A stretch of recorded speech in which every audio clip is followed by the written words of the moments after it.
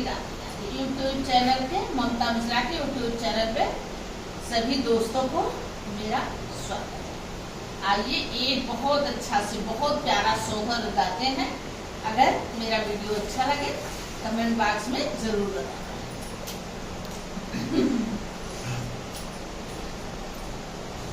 तुम मोरे पियावा से पियावा तू ही नासिर साहेब हो। पिया फैजाबाद में लागी बजरिया बजरिया पिया जाते हो। पिया फैजाबाद में लागी बजरिया तुम मोरे पियावा से पियावा तू ही नासिर साहेब हो। पिया फैजाबाद में लागी बजरिया बजरिया पिया जाते हो। पियावा हमारी खातिर लाया चुनारिया तो ननदी का पियारिया हो। पियावा हमारी खातिर लाया चुनारिया तो ननदी का पियारिया हो। अरे तू ही मोरी धानिया से धानिया तू ही हमारी सब के हो। तू ही मोरी धानिया से धानिया तू ही ना हमारी सब के हो। धनिया जी मोरी धानिया से धानिया तू ही ना हमारी सब के हो। धनिया जी निठाना तू ही बखेड़ावा ना नदी बहिनिया सासुराई तीनी हो।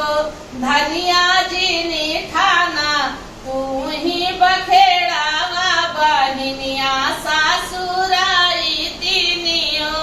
धनिया बहिनी पे सोहे चुनारिया बहिनिया सासुर इतनी हो।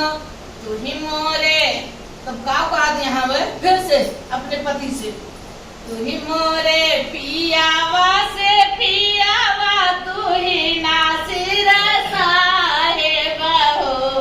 पिया फैजाबाद में लागी बजरिया बजरिया पिया जाते हो। पिया हमारी थाई पिया हमारी ताई लाया मिठाइया नहिनिया कारे उड़िया हो। पिया हमारी खातिर लाया बर्फिया तो बहन नदी कारे वाड़िया हो।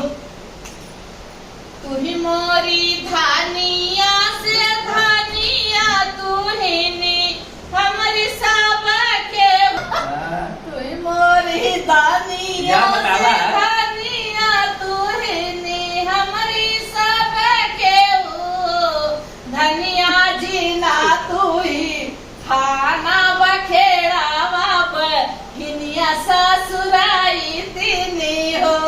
धनिया जी निठाना तू ही बखेड़ावा बहिनिया ससुराई तीनी हो।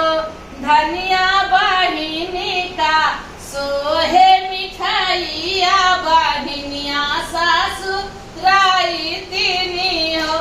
तू ही मोरे पियावा से हम का सुनी तू आवा तू ही मोरे पियावा से पियावा तू ही नासिर साहेब हो। पिया फैजाबाद में लागी बा बजरिया बजरिया पियावा जाते हो।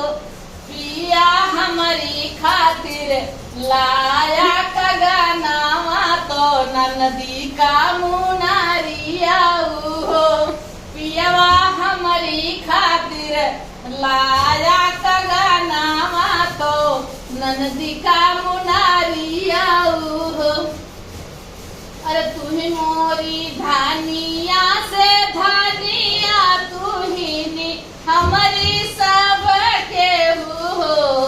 धनिया जी ठाना तू ही रगड़ावा बहिनिया ससुराई तिनियो दाना जिनी ठाना तू ही रगड़ावा बहिनिया ससुराई तिनी हो धाना बहिनी पे सोहत है कंगनावा बहिनिया ससुराई तिनी